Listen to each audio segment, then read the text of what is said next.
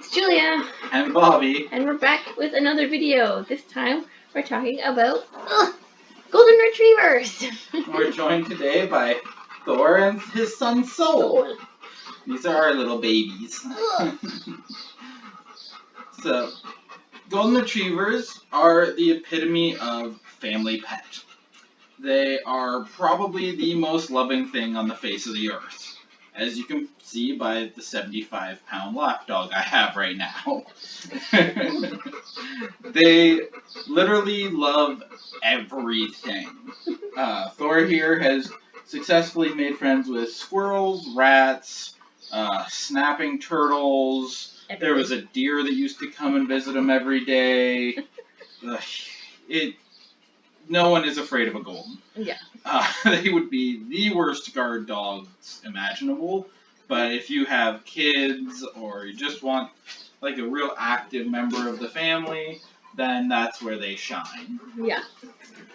They're extremely versatile, so they'll kind of become whatever you want them to be. Yeah, if you want them to be a couch potato, they will be a couch potato. If you want them to go on marathon runs for you, you can absolutely train them up to that, and they'll be able to do it. They don't require a ton of exercise, but they do love to play. So, even if you're not having like an active lifestyle yourself, would be a good idea to find like a dog park, doggy daycare, something like that, so that you could go play there. Yeah, get them a hard run once in a while. Yeah, and they love other dogs and other people so much that a social lifestyle is great for them. There's two different types of golden retrievers.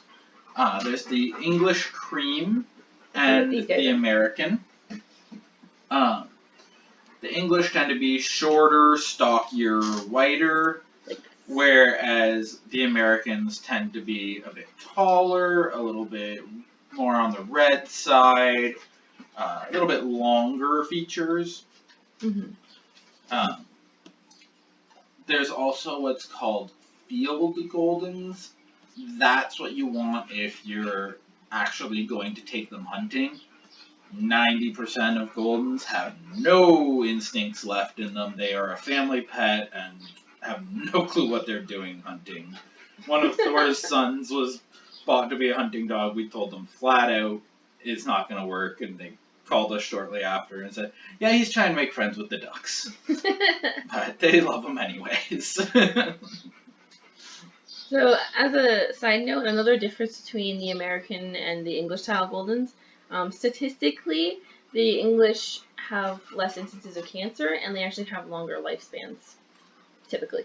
Yeah, so we tend to lean towards the English. It's our preference. It's not to say that there's anything wrong with the American style. I just like short, stocky. I like the health. And a lot of that health can probably be attributed to just length of time. Basically what happens when you create a breed is you mix a bunch of breeds together to try and get what you're looking for, and then after you've got the look and the temperament consistent, you have to try and breed out any health problems that you started with. So the older the breed, the more likely they are to have better health. There's also a Canadian style. I apologize to any good Canadian golden retriever breeders, but I just find that typically I associate those more with puppy mills. I haven't really come across any that are the Canadian style that are from like a good breeder. Yeah. They tend to be more English, American, or kind of a hybrid of the two. So to give you an idea of what the difference is between like a well-bred golden versus a puppy mill golden, you can see it a lot in temperament and like energy levels. Like the puppy mill ones will be extremely high energy, kind of high strung. Yeah, they never stop. Usually constant barking, and they usually have like a really dark red color to them. This is what you can expect from more of the English well-bred style. Yeah, pretty laid back, chill. Yeah. Takes a lot to bother Soul. But the other ones, you want a real example. Oh, Thor. Yeah, he doesn't care. He's pretty relaxed. The other ones can also show aggression sometimes, like the puppy mill one. Yeah, it should be essentially impossible to get a golden retriever to bite someone. Mm-hmm. Like, their instinct is to love. They're hopelessly naive. You'll end up with problems like a lot of Thor's kids, where they try and make friends with a dog, and they just run up and lick its face. Yeah. And then the other dog tells them off. But they don't understand hostility, and they don't understand not wanting to be friends. Yeah. So they just keep licking their face.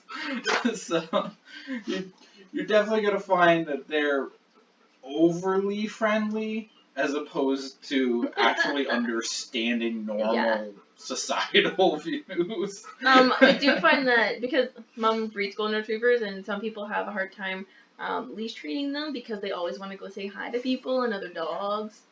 So yeah, Thor was guilty of that when he was a kid. If somebody said hi to him, he had to go say hi. So a bit of the upbringing and taking care of a golden. A lot of people talk about the shedding, and they do shed during when they're changing coats. But if you get them really good fish oils when they're young, as puppies, then you don't have to worry about that as much. Yeah, that's just a general thing. Getting a puppy good nutrition, a lot of oils in the first place, will build the coat stronger. And so it's a lot easier to maintain something that's well built as opposed to trying to fix something that was already a problem. Sorry, the fan. Your happiness is loud. So, one kind of misconception about the Golden is they're considered one of the smartest breeds. Yeah. They're willing to please. Yeah, they're one of the most trainable breeds. If you want something from them, they want to do it. Yeah. They love making you happy. Yeah, the only problem is they might not be able to figure something out if it's complicated. Yeah, they're not the most intellectual, so the more complicated tricks, it's going to be more of a figuring out how to explain it to them.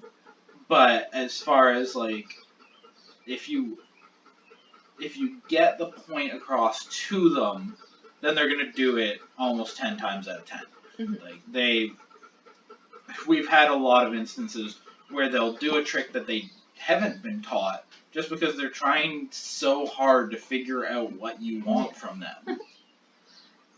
And sometimes you can run into a little bit of problems with that where they guess, and you have to kind of just get their brain working again and be like, stop guessing and actually listen to what I'm saying. They're a little overeager. Golden retrievers are also water-loving dogs, typically. So you can, if you have a pool or a pond or a puddle even, then they will absolutely love that. Yeah, they would live in the water. But water is also a great way to keep them cool during the summer because a lot of people will shave their Goldens, but they're a double-coated breed, so keeping their hair intact and not shaving it is actually better for keeping the sun off of their skin. Yeah, think of if you were to go to a desert, they're not going to be walking around in their swimsuits. Yeah, they're going to be walking around with a lot of clothes on because that clothing protects you from the sun. So it's the same idea with their coats. The sun actually hits the coat and keeps it from their skin. And that way it actually repels some of that heat. Mm-hmm. They also love toys. Yes, they love to carry things around. Golden retrievers are famous for carrying eggs around without breaking them. Sometimes they'll try and carry around multiple things at once. Thor always has a stuffy. Yeah. He brought that up here with him. He loves stuffies. He won't usually destroy them. The only time that they rip is if we're playing tug of war. He loves tug of war. But Goldens can be a little bit destructive sometimes. Just kind of depends on the dog. Yeah, and what you encourage. If you tell them it's okay to destroy things, then they're going to think it's okay to destroy things. Yeah, exactly. If you tell them that it's not, then usually they're very, very willing to please and they'll listen.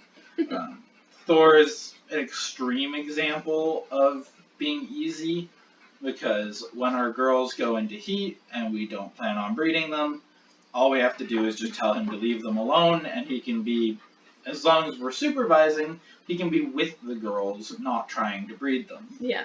And then we just have to throw up, like, close a door or something like that, and he won't try and get to them at night. Yeah, a lot of the time, like with other breeds, if you close the door, they'll just rip right through it. Like if there's a female on the other side, but not our guys. Yeah. And that's not true of all males, but Thor is just a great example of the, like, I always say golden retrievers are like a 3-year-old boy. It's goofy, playful, naive, like run off and come back with a new friend everywhere they go. Like, and with a scratch. Yeah, they'll end up with dents and scratches and all that kind of stuff from playing, but I mean, that's just kids being kids.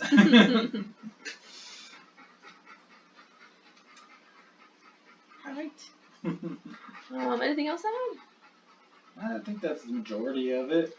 Alright. I guess one other thing that we could mention is that Goldens can sometimes have really sensitive stomachs, so it's good to get them a food that's kind of easy to digest. They do like to play, so a high protein food isn't a problem, but typically you will want to find one that's higher in fiber, probiotics, things like that, just to keep their stomachs settled. Alright, I guess that's all we got on Golden Retrievers, so hope you enjoyed the video. Okay, bye.